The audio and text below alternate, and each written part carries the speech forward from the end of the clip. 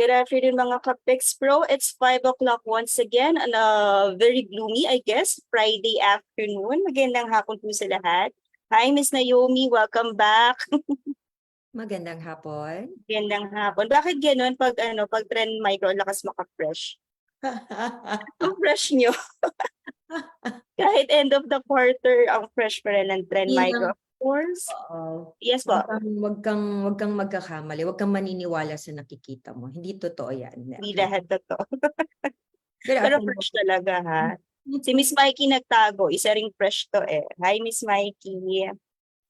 Hello, good afternoon. Fresh talaga na. Good afternoon po. Hey, mga Kapex Pro Randall, good afternoon. Maraming salamat sa patuloy na panonood at patuloy na pagsubaybay sa ating mga topics relating to cybersecurity. Of course, dito sa ating Kapex Pro page. So, kamusta naman po ang inyong week? Napaka-busy po ata ng ating cybersecurity industry. Ang daming nangyari for the last few days. Kamusta naman po sa Trend Micro? Alam mo naman ang cybersecurity, 24/7 tayo. Yes. Lang dagdagan ng oras. Yes, oo. Mas lalo pang nakakapagod this week, Miss Naomi, especially sa inyo. That's right. Lagi naman kay Trend Micro. So, we are used to that, no? Tingnan nyo naman, fresh pa rin sila kahit diba? Hindi affected. Sabi nga is, we live and breathe security. So, yes. Tsaka lifestyle na rin po siguro talaga natin. We cannot go away with it. So, yun na nga po. So, kamusta naman po? Still in the office pa rin po ba tayo? Yep. So, we're staying for the KC for today. Of course. Talagang naglaan ng oras for the KC. Ang tagal din po, no? The last KC that we had, almost a month, more than a month ago pa. And after that, ang daming nangyari. Yep. And napakaganda ng topic niyo today po. Very timely, very relatable, especially not only those from the cybersecurity industry, kasi pag sinabi niyo itong technology na ito, halos lahat may access, halos lahat gumagamit, whatever industry you are into. So, very interesting. So, para sa mga Kapex Pro natin dyan, continue to like, share, follow, and subscribe to our page. At kung may mga tanong po kayo, especially for the Team Trend Micro, we suggest that you do it po para mas marami po tayong malaman at mas marami po tayong takeaway coming from our session for today. So, Sir, andito na rin ang ating speaker, fresh from Singapore, kung di pa nagkakamali. Tama po ba? That's right. Yes. Pero very Pinoy si Sir. Tama po. Oh. Yes, homegrown. Pinoy Very yan. Pinoy. Homegrown. Ang daming Filipino talents talaga po when it comes to cybersecurity. So, Miss Naomi, anong bago sa inyo sa Trend Micro po? Naging very busy kayo. Ang daming yung engagement na nakita ko. Stalker lang. Yeah. Aside from trainings, we just finished our BFSI Cybersecurity Summit last Tuesday. Wow. Kaya it's a season for summits talaga. Kailangan. It's nakakatuwa naman. Sana susunod. Pag nag-summit din si Pixpro, kasama din namin kayo sa Trend Micro. Yes. So, okay. Hi, andito na po si VP Ruby. Hi, VP Ruby. Good afternoon. Long time no see. Hi, good afternoon, Kapex Pro. Good afternoon, Trend Micro. And Yarlene, good afternoon. Good Ayan, afternoon. na-miss ko.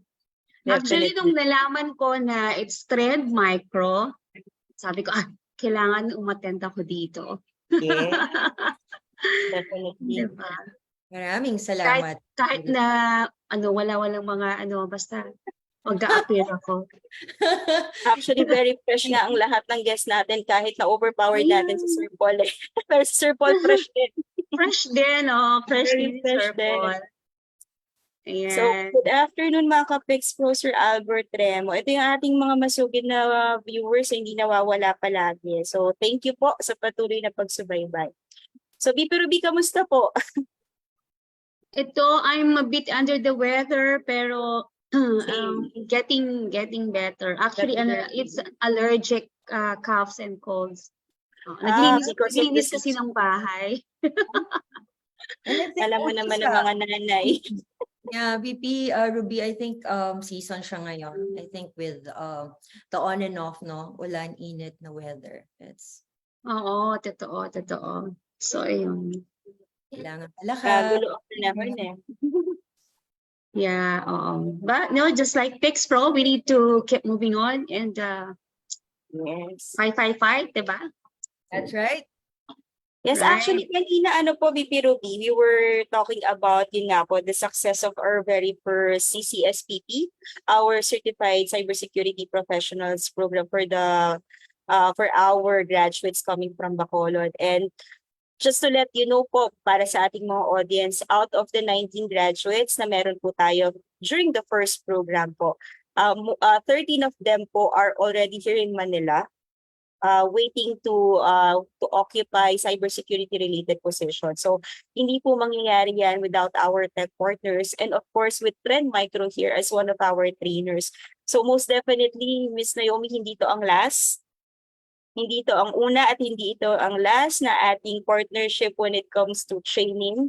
So more than just the CCSVP, magkakaroon din po tayo ng collaboration with other trainings and seminars for our aspiring and existing cybersecurity professionals here in the country and even abroad kung talagang may gustong mag-join sa atin and want to explore further in the industry of cybersecurity. All right. Happy to support. Yes. No. So Maraming meron din po salamat sa tayong Trend Micro. yes po.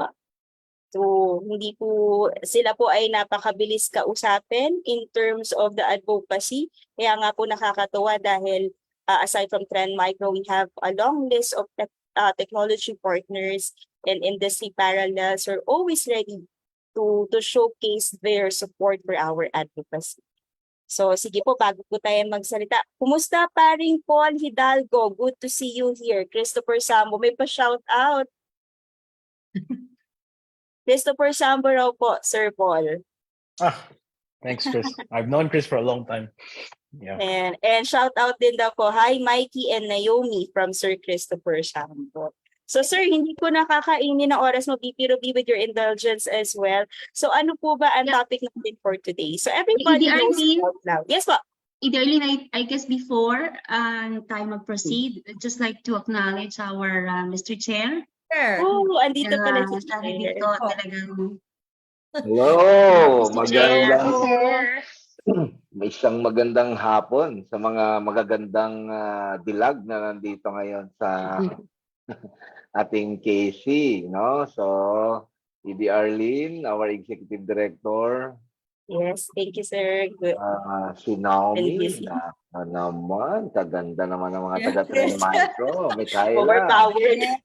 Chair. Okay. Hindi halata na ang cybersecurity dapat ganito tayo lagi. Oo, dapat lang, di ba? Oo, so, exciting. Okay, ngayon lang ako makakarinig ulit. Paul, kumusta ka na? Okay lang po, sir. Nice seeing you again. Always good to see everyone again, once in a while. Diba mga, ano natin, Arlene, ang ating mga viewers, nandyan na ba sila? Yes po, gaya po ng dati, nandito pa rin po ang ating regular viewers sa laging sumusuporta sa atin. Hashirama Konoha, good afternoon po.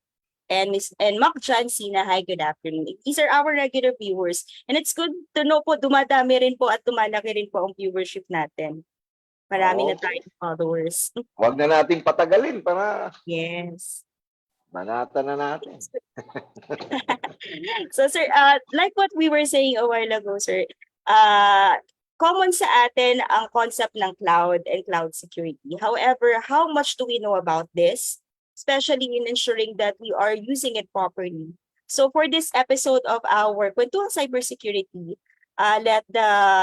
for our special guest, that our head of cloud ASEAN, Mr. Paul Hidalgo from Trend Micro, educate us on how the sophisticated cloud attacks of today, paano po ba ito nangyayari, ano yung mga dapat nating malaman about that, And of course, I believe they would also be presenting some of the case studies, some of the cases na meron sila before as regards to cloud security, and for us to know better on how to keep ourselves safe online, especially with the use of cloud and all its related technology. So hindi ko na po ito patatagalan. I will give the floor to Team Trend Micro and of course to our speaker, Sir Paul Hidalgo. Magandang hapon po, sir. Good afternoon, guys. Thank you for having me. Nung nag-usap kami ni Naomi, sabi niya pag magpapadala daw ng speaker, pwede ba imported? Sabi niya sa akin. Sabi ko kay Naomi, baka pwede naman, pero papasa naman yata ako imported eh. Anyway, just to know, if people want to know about my background, I've been in Singapore since 2007. I actually help a lot of companies to secure their cloud environments. I think I've been working with Trendmarker for 8 years.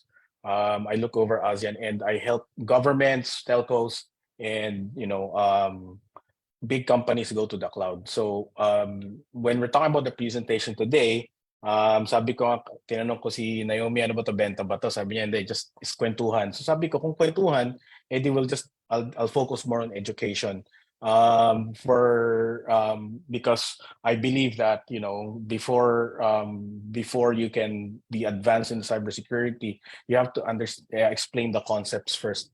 And I'm here to share about. Let me share my screen. I'm here to share about cloud detection and response.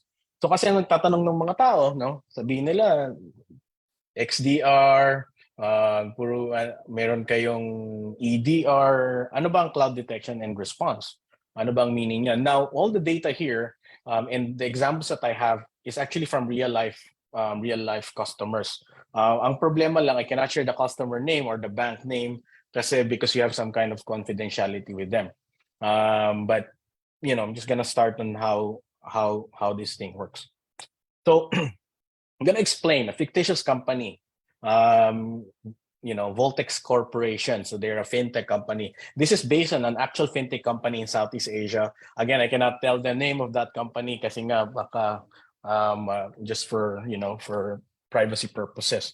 Most of the information that I have here is based on surveys from other customers and case studies from this customer. All right, let me give you some numbers, right? If most of the companies that I know, right, in that we interviewed, 83% of them has lifted and shifted applications. Now, it does not mean na nalipat na lahat ng application nila. When you say lift and shift, nililipat lang yung virtual machine from on-premise to the cloud environment.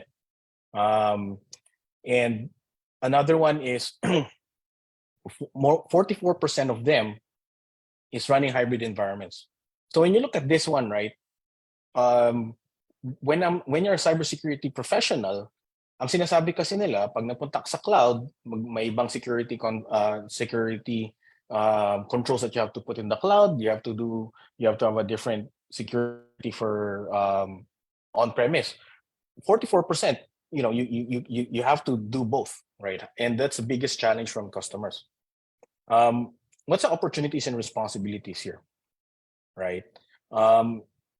Another statistic is in 2026. 30% of production currently 30% of production workloads already run on public cloud infrastructure. So this is a global research. So if hindi mo naman masabi na walang cloud, hindi pa gumagamit ng cloud, pero 30% na. And this is only infrastructure. No? Pag tinignan yung cloud, if you use Office 365, if you use GCP, you're technically a cloud user already. Right? Questions of the CIOs, right? Ang mga tanong palagi niyan. So when you go to cloud, the questions that we have is, how can you have consistent security configuration? Most of the problem, right, that we see is, bibili ng cybersecurity product, hindi naman ako configure ng maayos. Kasi sasabihin nila, iba yung user namin sa cloud, iba yung user namin sa on-premise, right? How do you ensure data integrity? When you go to cloud, right, ang mga challenge dyan is, typically, ibang tao bibili ng cloud sa customer environment. Hindi si infra, hindi si security team, cloud team, or the developers ang bumibili. So nagkakaroon ng mismatch of policy, right? And kaya Kaya nangyayari yon, no? If you have different teams, paano naman ang response? Baka mamaya magkagulo kasi hindi nag-uusap, right? So that's some of the questions. Some more data, right? A while ago I said 33%. Now, by 2025, right, 60% of the business will house 1/3 of their workloads on public cloud, right? With that being said, the traditional security guardrails are struggling. No? Nahihirapan sila kasi yung mga taong nagsaset up ng security for on-premise, mabilis kasi ang galawan sa cloud eh. Kasi if you look at it, dati kasi may limits ka. Ilan ang switch namin, ilan ang network namin, ilan ang hypervisor namin. Madaling i-control it's easier to control on-premise. Pag sa cloud, technically, hindi naman unlimited, but technically, mabilis mag-expand, mabilis gumawa ng items. And everything is done in code. So replicating things are very fast. If I'm a security professional, ang worry mo dyan is, ang bilis mag-expand, ang dami na biglang assets. Instead of monitoring typically 5,000 assets, you're going to be monitoring 30,000 assets. How would you do that, right?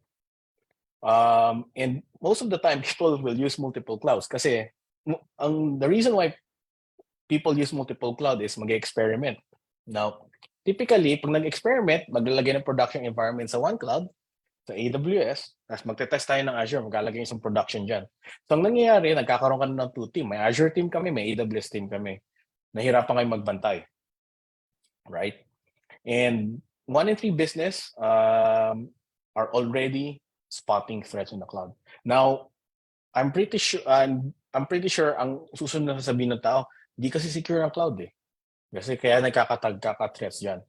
But my belief is, ito ang sa akin lang, not a Trend Micro statement, right? But a Paul personal statement is, security in cloud is much more easier kasi mas madaling bantayan tsaka lahat API-based. You can run, you can get the data faster, you can understand the configuration faster.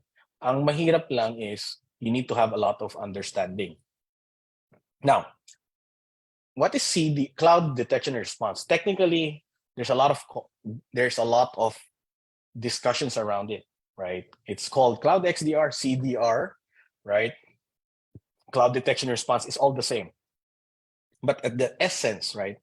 At the essence, it just means one thing.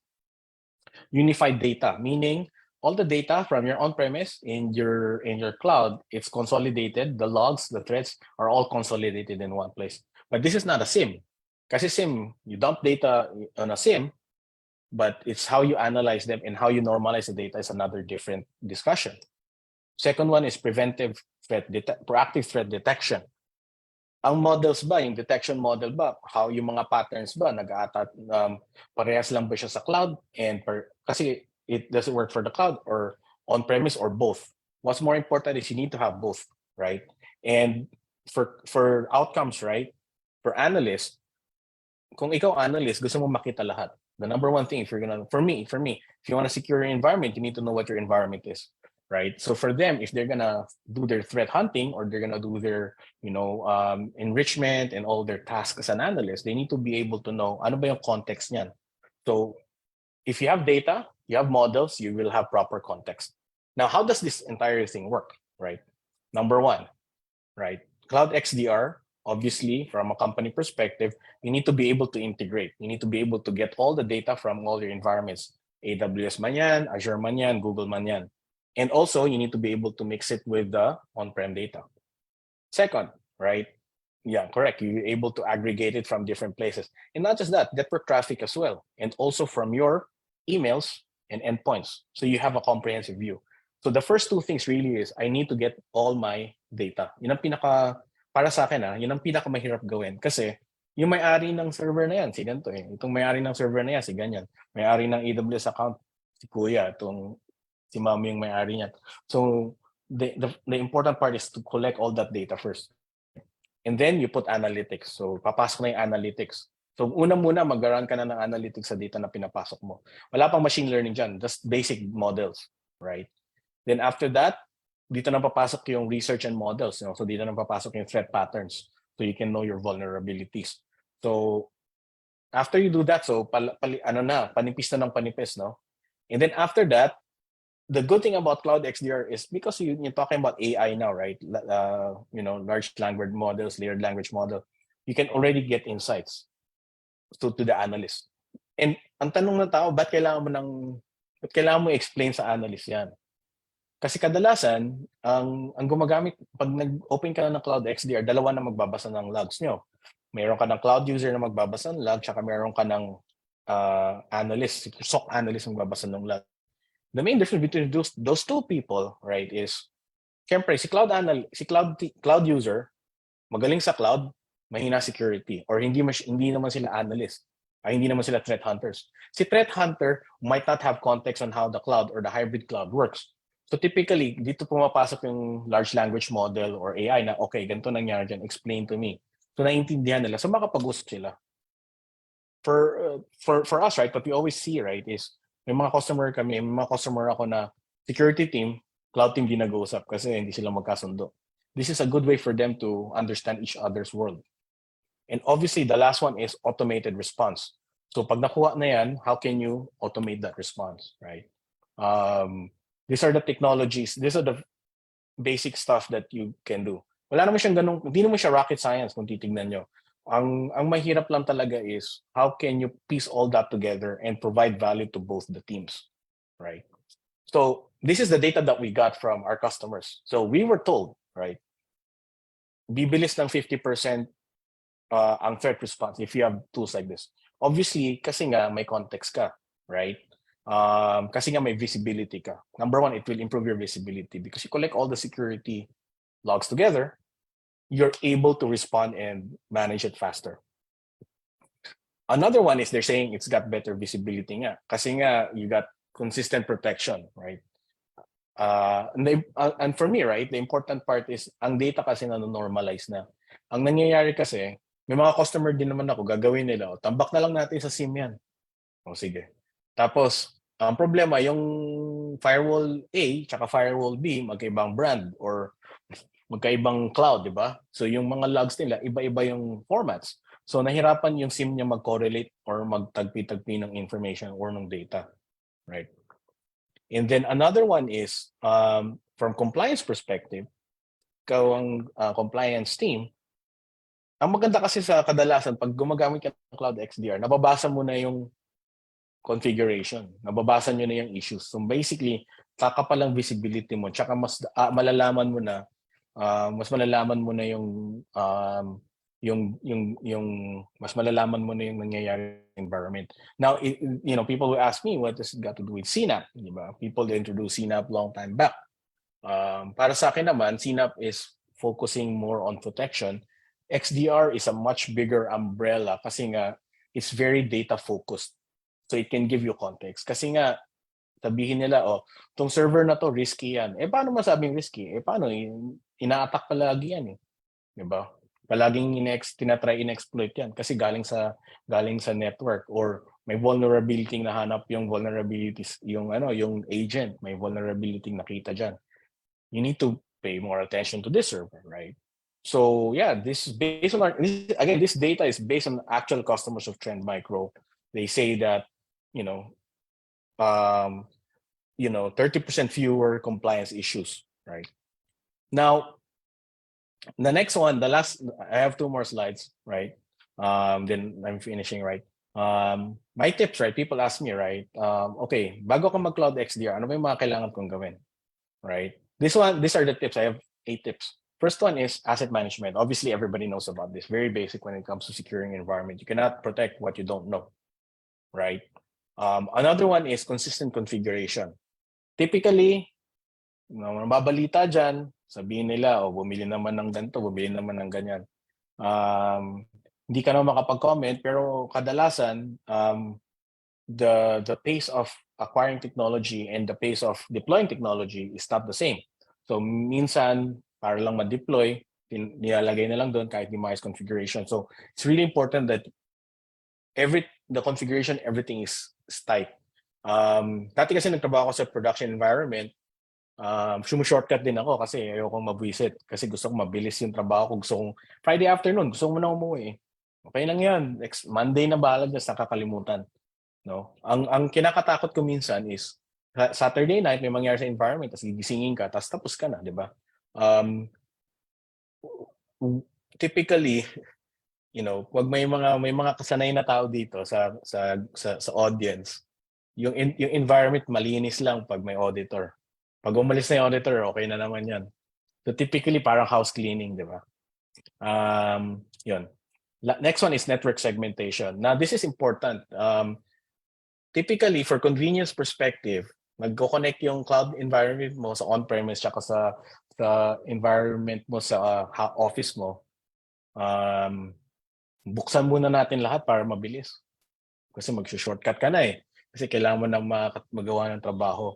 Nakakalimutan ng mag-segmentation. Ang segmentation talaga para sa akin, madugo lang talaga yun sa umpisa. Mahirap lang talaga siya. So, yun. And then the last one is access control. But access control, you make sure that you have proper privilege. But if you look at the last two, right? This is all, actually the last three, the 2, 3, and 4, this all revolves around zero trust. So it's not that difficult kung nag-zero trust kayo, all these principles apply, right? Now, for cloud detection and response, kung sakaling may nagkatok-tok sa inyo at nagsabi sa inyo, sir, bili kayo ng cloud detection and response namin or CDR namin, typically, ito yung mga babantayan, right? Ito yung mga titignan nyo. I mean, walang benta dito. Wala kaming slide na benta dito eh. So, para sa akin, ang pinakamahalaga is, dapat ba na-integrate yan? You should have good integration capability. Meaning, saan ko kayo kumukuha ng data? For cybersecurity, if you ask my opinion, again, personal opinion, ang labanan ng vendor ngayon is the more integration, the better. Because you need to be able to read data as much, you need to be able to read and download data. Mapa-configuration man yan, mapa-attack man yan, you need to be able to get data as many as you want. So if you're looking at companies now, right, they're charging you per gigabyte data rates kasi ang labanan ngayon, I'm just talking to someone, a customer just now, sinasabi ko, for security, ang nakikita ko personally is, ang labanan ngayon is labanan about data. Who's got the, everybody's gonna be fighting over who's got the better data model, who's got the fastest ingestion, who's got the best integration. Kasi dati, di ba, ang labanan, pag bibili ka ng technology, rules. Sino may pinakamagandang rules? Sino nakaka-block ng pinakamabilis? Ang nagiging labanan ngayon is kasi marami ka ng assets na naka-expose. When you do digital transformation, you have more dumadami yung technologies that you own. You're gonna have more things to monitor. You're gonna have more data. Minsan nakakalimutan ng customer, nakakalimutan ng user na bantayan natin 'yon. Or nagmagamit na lang ng SaaS product, right? 'Yon. Obviously, number 2, real-time monitoring. How can they do real-time? Obviously, kasi nga, syempre, you need to be able to block first, right? Real-time security, runtime protection. Number 3, customizability. How can you customize, right? Customization, paano ka gumawa ng sarili mong models, makagawa ka ba ng sarili mong playbooks, is essential kasi ayaw mo you don't want to be at the mercy of the principal. For us, we advocate, for Trend Micro, we advocate as much custom stuff as possible na kakayanin namin. Kasi, obviously, you have requirements. Hindi naman namin magagawa ng R&D yun. So, we allow the customers to do it. And then, obviously, the last one is scalability. Because you're talking about loads of data, you have a lot of data analysis. It's very important that you're able to, you're able to manage all of these. Yeah, and, for me, that's it for me. I think kwentuhan naman to eh. So if you have any questions, I'm just here. Thank you very much. Thank you, Sir Paul. Very short but meaty discussion po. And I believe our audience is very much engrossed with the topic that you've just shared with us. I-share ko lang din po sa inyo. Okay lang po ba sabihin to? Ano po ang masasabi niyo sa security breach ng isa sa mga agencies na meron tayo ngayon? Coming from your perspective po. The thing is, we're not allowed to comment on breaches, especially if it's under investigation. But typically, again, like what I said a while ago, right? Pag, di ba, may mga discarding sagot dyan is kadalasan ang napapansin ko lang yung mga nabi-breach They just need to really improve to at the configuration part. I mean, for us, we're not again, we're really not allowed to talk about it, kasi nga, we have to wait for the customer to give their opinion on what happened. Arlene, Pero Yes, yes. so yeah, just like what Paul mentioned, so we cannot comment specifically on that PhilHealth matter, but we believe that adhering to the best practices can reduce the risk of data breaches. Yeah, so those are nation's information. So yeah. Okay, hello mga ka-Pix Pro from BP Sheila. Hello po. Present daw po ulit si Sir Tibo. Good afternoon. Alan Pacolan from Bacolod. Hello, Press Alan. Janus Cesar, nice. Meron po tayo from Quezon City University. 𝐂𝐤𝐻𝐧𝑠, hello sa inyo. So, Sir Cloud, of course, everyone has an access to cloud nowadays. Kumbaga, sa panahon ngayon, kahit isang simple user has a cloud access. So, one of the common misconception about cloud is, alam naman po natin yung nangyaring breaches before. Alam natin yung mga nangyaring issues before coming from ordinary people na nako-compromise sa security because of their access to cloud. So, how would we, let's say, how do we take comfort for that with the fact na iba naman yung technology noon sa technology natin ngayon in terms of cloud? Because cloud is our reality nowadays. Hindi na natin siya maaalis, especially with how we handle technology in the modern time. So paano po yun, sir, especially for common users like us? Good question.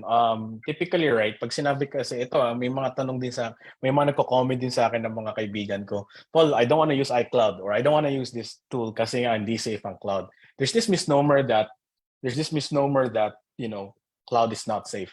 Now, if you peel back, right, what is cloud, right? What is cloud? Technically, cloud is basically somebody else managing your data for you.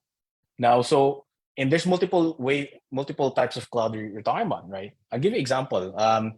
Facebook, we're all on Facebook now. So basically, they're using their own cloud environments. They have their own security protocols. They have their own security configuration. They have their own security team. So they have their own security tools. Now, as you go to when you look at, you know, SaaS, you know, technically Facebook is a SaaS, and you will have PaaS, right? Punta ka sa Microsoft Azure, you go to Google, there's PaaS. So ibang klaseng security controls na naman yun, right? So basically the way you look at it, again, differently. SaaS is about configuration, PaaS is about code. Then when you go to IaaS, bibili ka ng server, mamigay ka ng server, ibang usapan na naman yun. So, you know,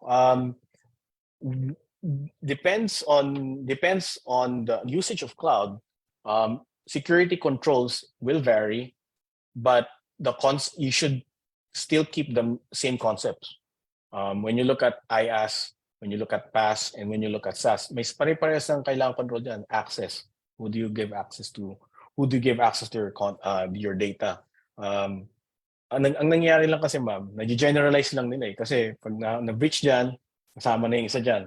Yeah. Pero, you know, iba-iba rin. Kasi if you look at companies like Trend Micro, right, internally, mahigpit kami kasi lahat, kahit anong i-access mo, kailangan ng MFA, kailangan, you know, kailangan i-apply sa network, you know, some websites we're not allowed to visit. So that's how we enforce it. It's all about, for me, it's all about enforcement as well. Kaya, again, it's not fair to generalize again that it's a cloud thing. And based on what I see, right, mas mahirap mag-recover ng on-premise breach kaysa sa cloud breach. Kasi pag cloud breach, daling ibalik eh. Especially especially kapag IaaS ang gamit. So, yeah, I hope I answered the question. Definitely, sir. Sir, ito po, I think this is one of the things that our audiences would want to know. What if po, ano yung possible way na ma-retrieve yung mga files na nasa cloud kung sakaling ma-hack or ma-breach mismo yung cloud? So, nangyari na sa atin before po yan eh. So, how do we deal with that particular cases po? Well, to ask my opinion, you got to, before you put any of your personal data or corporate data to any cloud provider or any SaaS product or any SaaS provider, you have to make sure na You have to be careful on what you put. Now, one government, right? I mean, in a region, right? The way they did it is they have classification of data.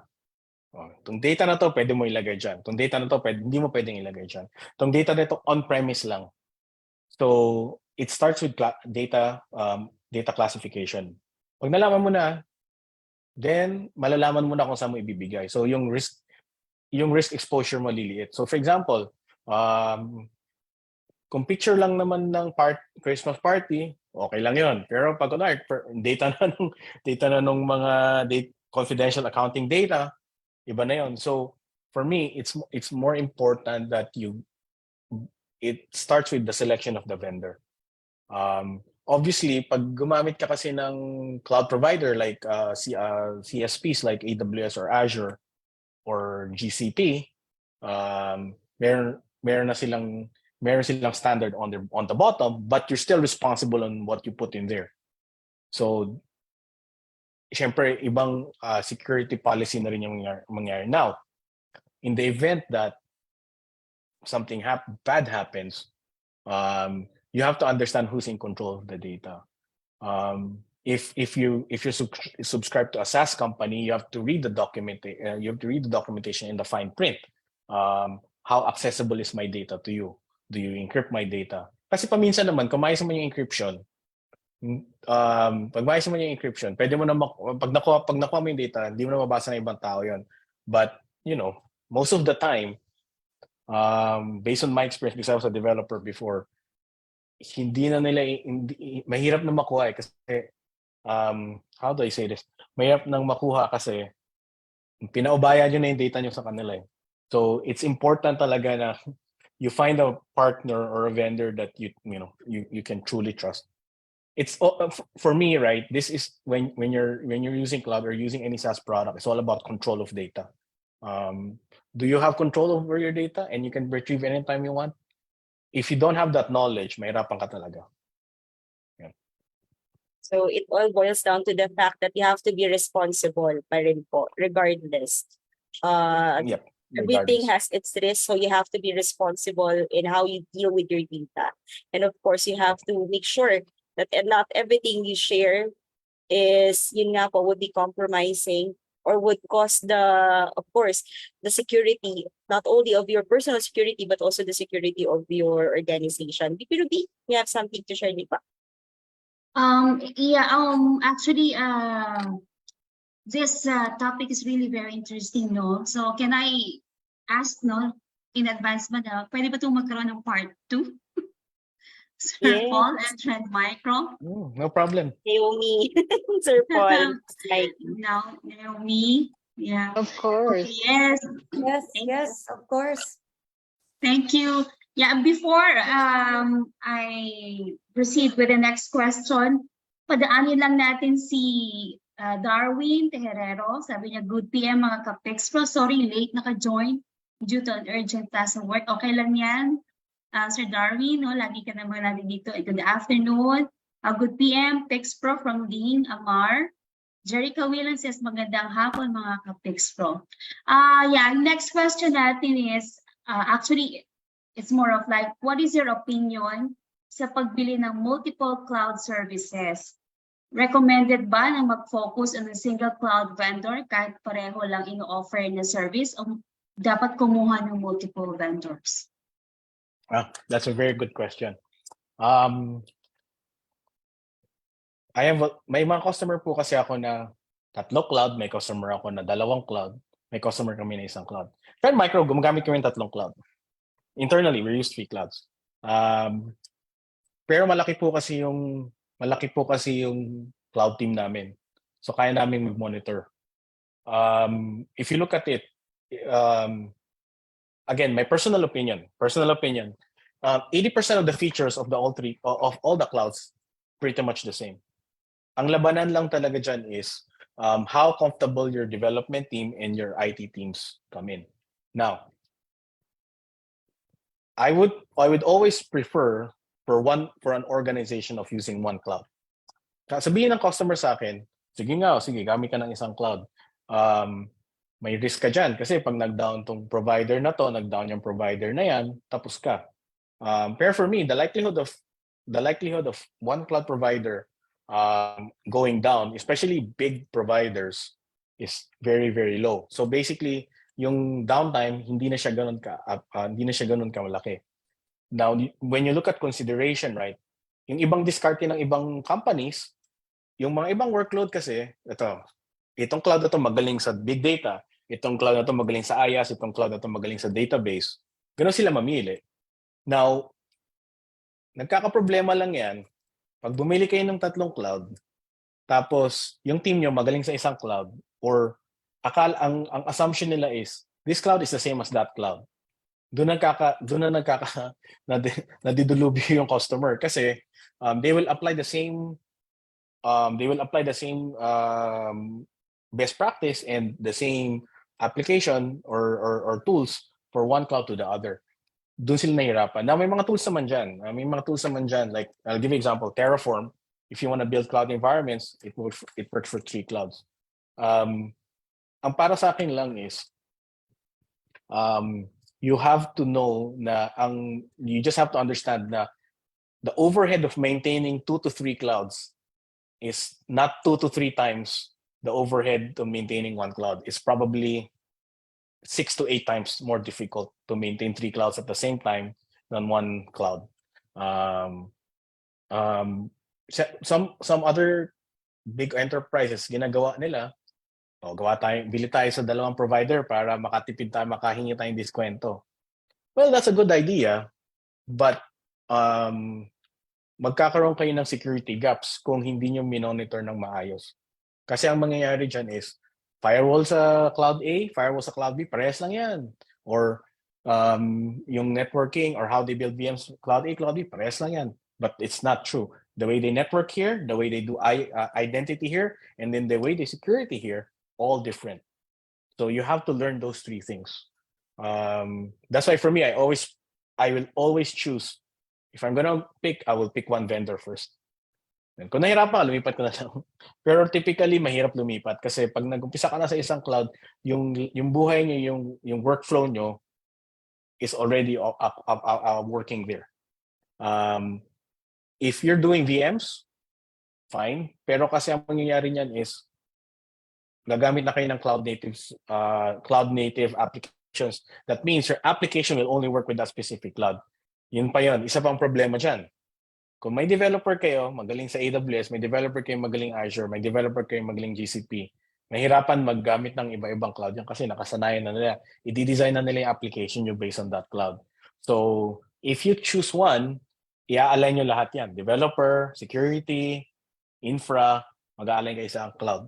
So, kasi for Trend Micro, we have 2 different teams or 3 different teams, kaya we can afford it. Yeah. For me, it's all about efficiency. If mapapagastos kayo kung gumamit kayo ng 2 clouds, kung sa tingin nyo makakatipid kayo. Yan.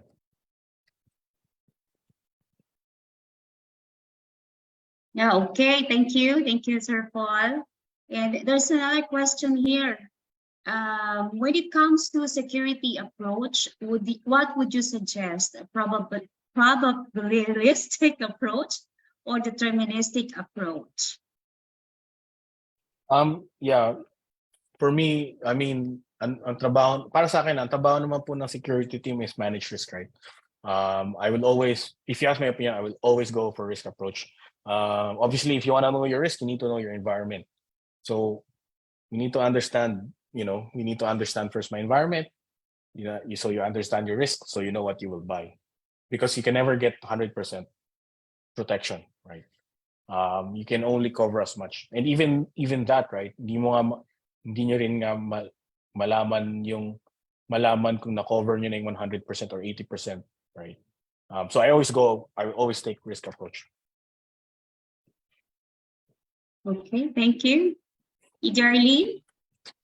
Yes. Actually, ito po may sinabi si Sir Ding Amor, which actually, I think this applies to this concept. When we talk about cloud with regard to security, always remember that it is a shared responsibility. We need to know how or are the security that the vendors provide are also what security that we need to apply. So I guess no matter how sophisticated your technology, your solution is, if you do not know how to handle it, hindi rin po magiging effective ang ating cybersecurity approach. It's always a two-way process for everybody. So magandang point po. 100%. 100%. The impression kasi is pag when you use a SaaS product or a third-party product or a cloud product, whatever it is, basta kasi ang mangyayari pag on-prem kasi control mo lahat. Mag-colo ka, some of the controls are controlled by another person. So yung trust doon sa person na yun, limited sa, kunwari, yung pa-colo ka, di ba? Yung physical security, magkakatiwala mo na sa colo provider mo. Pag nag-cloud ka, hypervisor security, pagkakatiwala mo na yun sa vendor. But that doesn't mean yung other parts hindi mo bantayan. So pag pumunta ka naman sa SaaS, lahat na pinagkatiwala mo na sa SaaS provider, ang sa'yo na lang talaga is configuration access. So it's this, and shared responsibility is different depending on what you do. That's why this one is extremely relevant for us.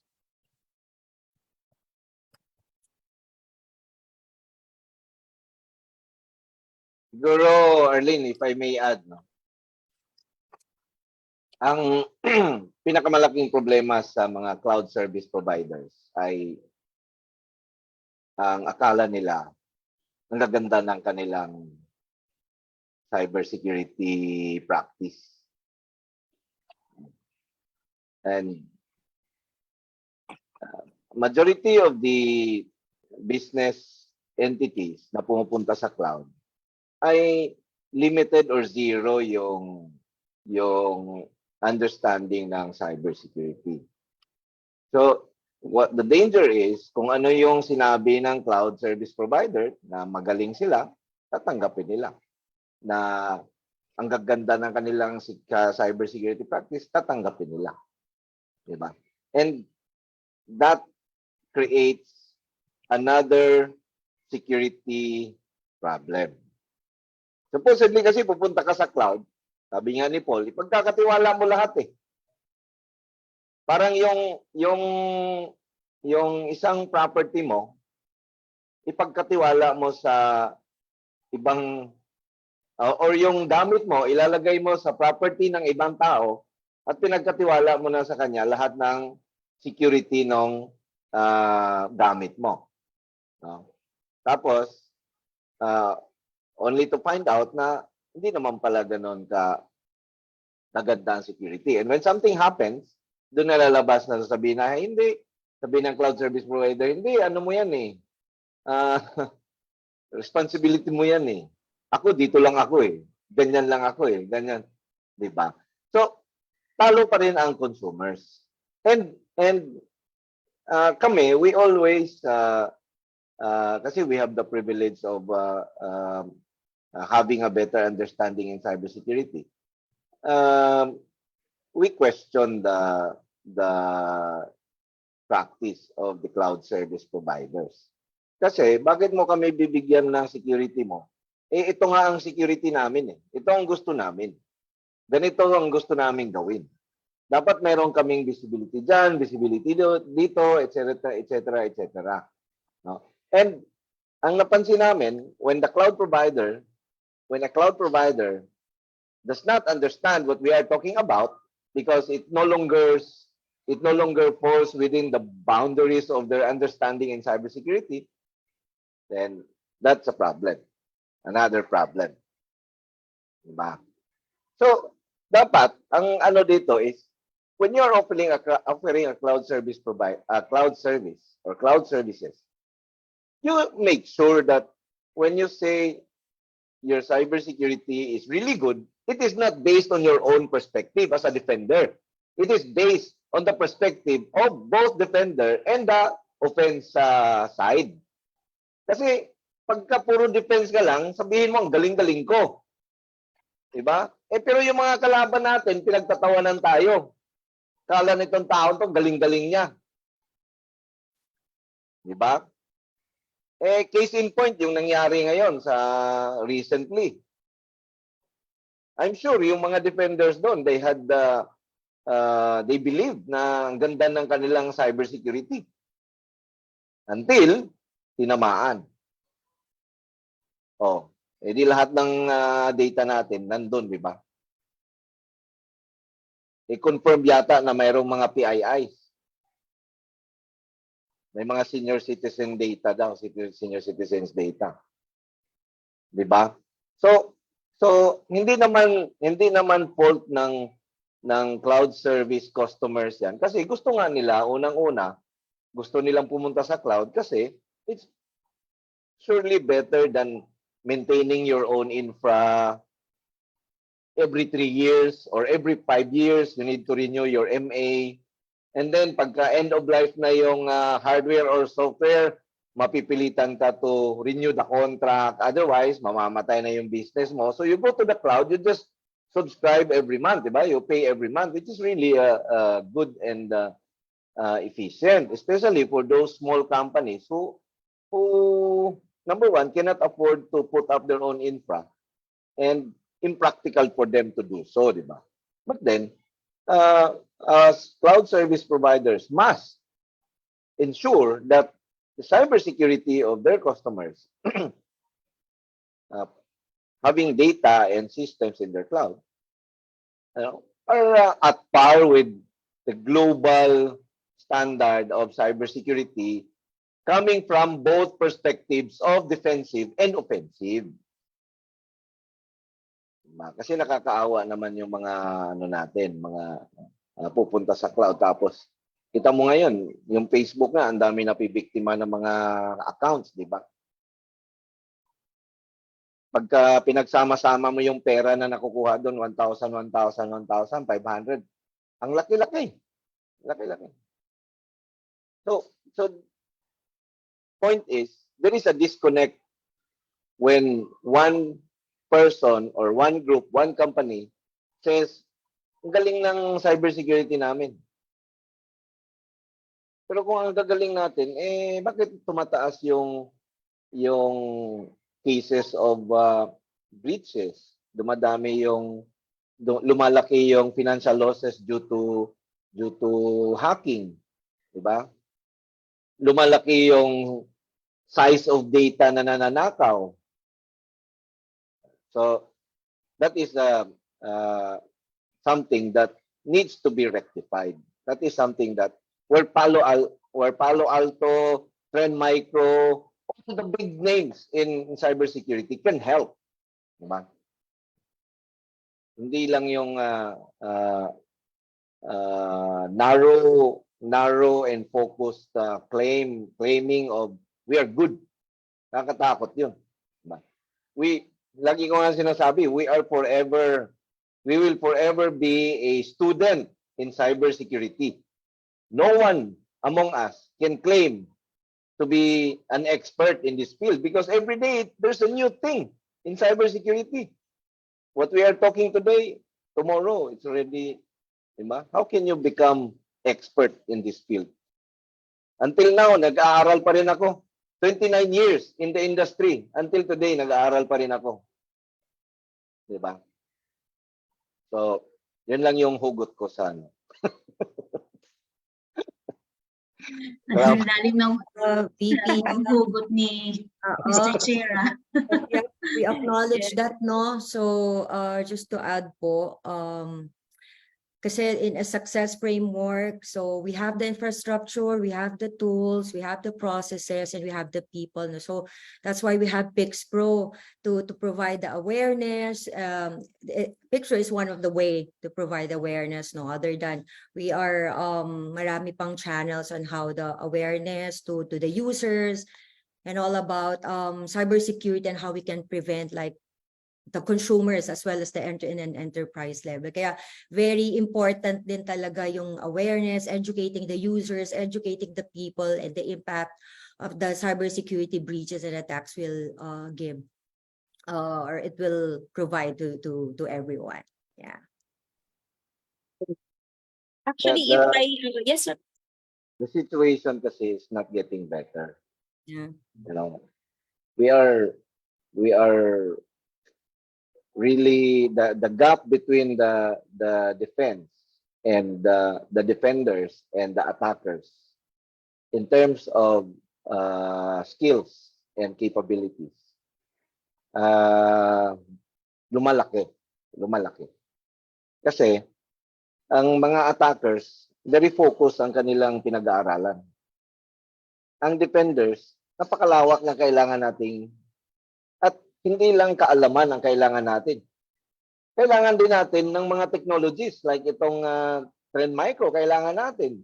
Kailangan natin iba-ibang mga technologies. Para makabili tayo nitong ganitong technology, kailangan natin manghingi tayo ng budget. Diba? Para mabigyan ka ng budget, kailangan i-justify mo muna. Ilang buwan ang kailangan nun. Diba? Para matuto ka, kailangan mag-training ka. Ang mahal-mahal ng mga trainings. Mahal-mahal ng mga certifications. Diba? So, only very few individuals and few companies can afford to upskill on a regular basis. Kasi yung iba, nag-train this year ng 3, next training yan, next year na. Nag-train ngayon ng 2, next year na yan, next training yan, kasi ang mahal-mahal. Diba? Wala naman tayong, so there is no access to trainings in a sustainable manner. Tapos, yung nagtitrain pa sa'yo, hindi naman experience sa operation, hindi naman experience sa offense, hindi experience sa defense. So, kulang yung na-produce, ganun din. Marami ang disconnect, no? And we really need to come together and address end-to-end itong issue na to ng technology, knowledge and skills. And then for you to have knowledge and skills, you have to have someone teaching you in a comprehensive manner. Hindi yung ito lang. Silo. Yeah. To add nga sir, meron nga po akong nakausap sabi sa akin, Paul, we're gonna buy advanced threat intel sa organization namin. Bibili tayo ng mga high-tech na bagay. Sabi ko, sir, ang mahalaga yata sa inyo, ayusin nyo muna yung endpoint deployment nyo. Hindi nyo pa dinideploy yung endpoint nyo na 100%. Hindi nyo pa nga nako-correlate yung data nyo sa email nyo. Correlate nyo muna linisin nyo muna yung configuration ng email endpoint, saka kayo bumili ng mahal, ng mga advanced na yan. Kahit ano mong gawin nyo, matitira pa rin kayo. Sinabi ko yun. Kasi nag-advance ka agad. Tama yun. Yung bumibili ng SIM. Mayroon na kaming SIM. Okay. Anong gagawin mo sa SIM? Mag-ingest na kami ng logs. Okay. Ang galing. Paano ka mag-correlate ng logs mo? Diba? Ang pinanggagalingan lang yung mga off-the-shelf na kasama ng mga use case. Ano yung mga nandun? Wala naman dun yung mga very highly responsive na mga attacks. So you have to learn to create your own use case. How can you do that? You need people who understands attack techniques. Pag sinabi natin si MITRE, gumagamit kami ng MITRE attack framework. Okay.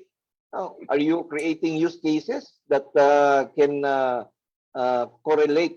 No? Kasi logs, use case. Dalawa yan. Logs, use case. In the middle, logs, attack techniques. In the middle, use case. Diyan ka para pagpasok ng logs, correlate agad dito sa iyong use case, then magti-trigger na siya ng alert. We have a abnormal behavior dito.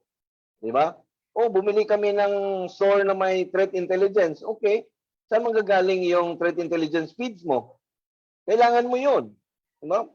Mayroon na kami threat intelligence feeds feeding us 10,000 IOCs every day. That means you also need to create 10,000 use cases so that magamit mo yung feeds mo na yon. Diba? Now, do you have that capability? Maybe some, but 99.6% of our businesses are MSMEs. I don't think they have that capability. Diba? So, there is still a big gap na ngayon ng natin. Mayroon ka nga ang Trend Micro, di mo naman nire-renew. Wala ka namang hindi rin gumagana yung engines mo ng mayroon ka ngang ibang, diba? Ang daming Meron pa nga sir, bumili ng use case. Meron pa akong kilala, bumili ng use case, bumili ng SIM, tapos yung logs di naman tama pagka-ingest sa SIM. Hindi rin gumagana. Nagsayang lang sila ng pera. Sayang talaga sa kumpanya namin nga dati. Alam mo ilang SIM meron kami? 4.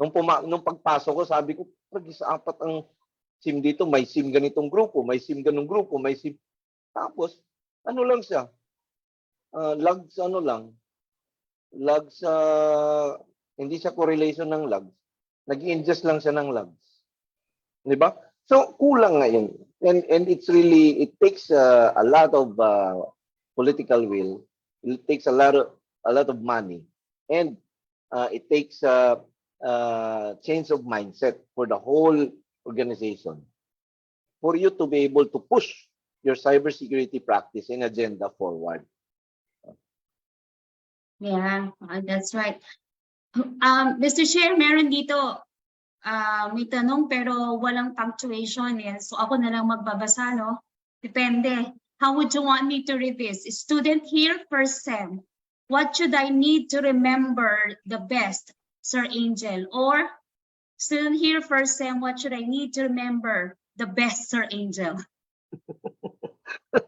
Hindi siguro yan the best. Yung kama na naman ng may kasalanan niya. Kama na naman ang may kasalanan nito, no? Well, what you need to remember is you have to have in your heart the passion and interest in cybersecurity. And most importantly, never forget that cybersecurity is a nation-building profession. You are not doing cybersecurity for yourself alone, not for your company alone, no, but for the entire country, for the entire community. That's cybersecurity. Yeah, it's perfectly said. Arlene, isisingit ko lang din ito, no? This is from Ding Amar. Going to the cloud expands the customer's attack surface and should also extend the cybersecurity program or strategy to the cloud on how they can protect and defend the new environment. You know that statement, that's very true, and it can be summed up with one word: visibility. The reason why some are reluctant to put their assets in the cloud is because they feel secure on-prem because they have visibility on the assets. Pagka ano mo na sa cloud, wala ka ng visibility doon. So that is very true na imbes na yung attack surface mo sa on-prem mo ganito lang. Nung nilagay mo sa cloud, wala ka ng visibility, nag-widen yung attack surface. Yeah, okay. So, Mr. Chair, mayroon pa dito. I'm one of the lucky people to catch some of Sir Angel's knowledge. Meron... Alam mo, being a teacher, itong mga ganito is something that makes us do more. You know, paisa-isa na natututo sa'yo, pa konti-konti. Pero pag meron, it makes us wanna do more and never stop. So maraming salamat. Mag-inuman tayo pag nagkita tayo. Meron pa dito, sabi niya, siguro po nagkakaroon ng sense of security pag medyo high-end yung nakukuha nilang tools. Often forgetting the importance of skill set and right processes. Yeah, this is very true. At isang tanong na lang, perhaps, will there be a practical application of cybersecurity seminar? Well, if you are one of the lucky students to join the next Fix Pro Cybersecurity Certified professional program, then yes, part of the program is part of the training is hands-on. Okay, Mr. Chair. Especially if you get to join the Trend Micro training dahil meron silang laboratory talaga. Yes. Yes, yes.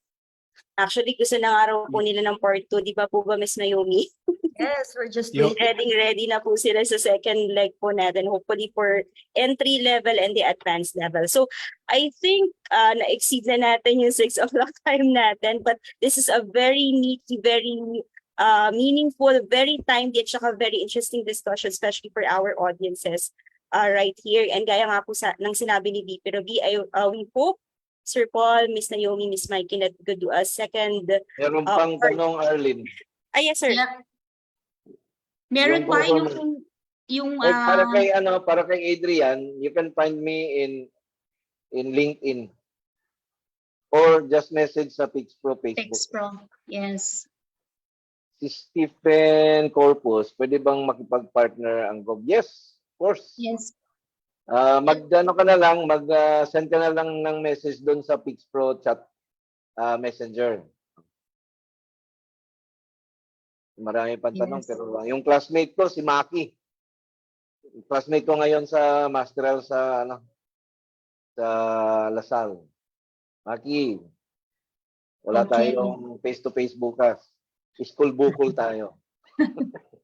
Yeah, okay. So Mr. Chair, para po dun sa mga naglagay dito ng comments nila, please just look for PixPro or Philippine Institute of Cybersecurity Professionals page sa Facebook po. And then mag-message po kayo doon para po kayo ay ma-replyan namin doon sa inyong mga queries. At doon sa mga gusto rin po mag-join, doon din po sa PixPro page. Thank you po. Okay. How about last message po coming from the team Trend Micro, starting with Sir Paul po before we wrap up? Yeah, just final message, right? Sabi nga po ni Sir Angel, namin. If you're gonna use cloud, just understand ano yung pinagkakatiwala niyo sa cloud provider or sa SaaS provider. Pag alam niyo yung pinagkakatiwala niyo sa kanila, alam niyo yung responsibility niyo, alam niyo yung babantayan niyo. Also, you just have to be cybersecurity. It's very complex, but most of the things will be solved if you just apply basic fundamentals. But for me, yun ang pinakamahirap maintindihan. So, yun. Right. Thanks, Sir Paul. Miss Naomi? Yep. So, in addition din lang sa sinabi ni Mr. Chair, no? So, if you have put something like in a cloud, you need to ensure that your information is protected. You don't just let that provider or kung sino man yung pinaglagyan mo, hahayaan mo lang siya na i-protect yun. So, it's your responsibility as well. Security is everyone's responsibility. Yan lang po. Okay. Thanks, Miss Naomi. Miss Mikey? For me, it's always better that for preventive measures. So dapat laging on the defensive side tayo. So we should always be have security best practices and everything. So should always be prepared. Thanks po. Mr. Chair, VP Ruby? Yeah. Okay. Well, nasabi ko na kanina, looking forward to the second series of this topic from Trend Micro. And thank you for saying yes in advance. We'll just reschedule it.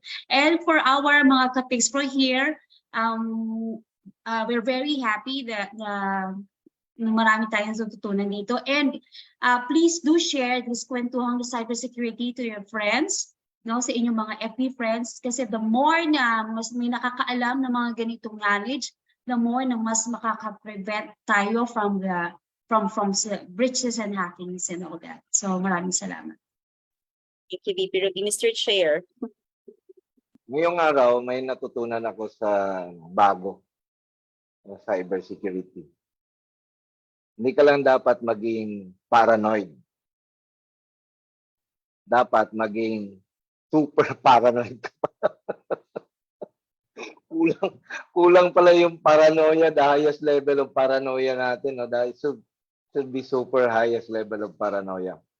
But then again, as we the users must do what we can do to protect our information, we should also remind those entities holding our information to maintain the highest level of cybersecurity. Ito nangyari sa ating isang government agency. Wala nga nagtatanong eh. Di ba parang okay lang ba tayo? Okay lang ba? Na-hack yung medical record mo.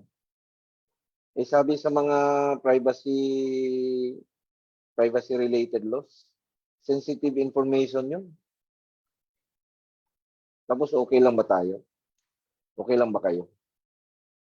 Kasi kami hindi kami okay. Eh kung may mga ano ka doon, mga 'di ba? May mga information na makakasira sa pagkatao mo. Masira yung pamilya mo. Yung anak mo na nag-aaral, masubject sa bullying. Ayaw na mag-aaral. So maraming mangyayari. So hindi lang tayo, no? Hindi lang i-secure natin or i-protect natin information natin. Kung sino yung may hawak na information natin, sabihan din natin sila, dapat i-protect mo yung information. Diba?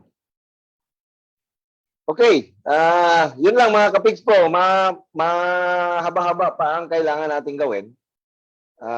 Sinabi ko na yan nung mga 20 years ago. Hanggang ngayon, mahaba-haba pa rin. So, parang walang katapusan. I call this profession cybersecurity is a moving target. It will never end. It will never end. It will not slow down. Our job will only get bigger and bigger. So we need more and more cyber warriors. Yung mga cyber warriors na papayag na happy lang at walang weekend.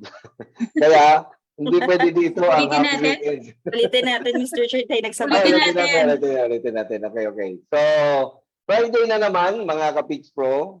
At sinasabi ng karamihan, happy weekend. Pero sa cybersecurity, happy lang. Happy lang. Walang weekend. Thank you, Sir Bye. Paul, Miss Maraming Naomi, salamat, Miss Trend Mikey. Micro.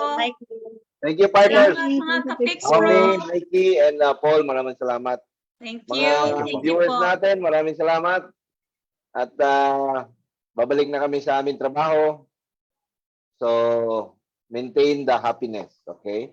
Walang weekend, walang holiday, wala yan. Hindi uso cybersecurity. Bye-bye! Good Secured, night. everyone. Bye. Thank you. Thank you.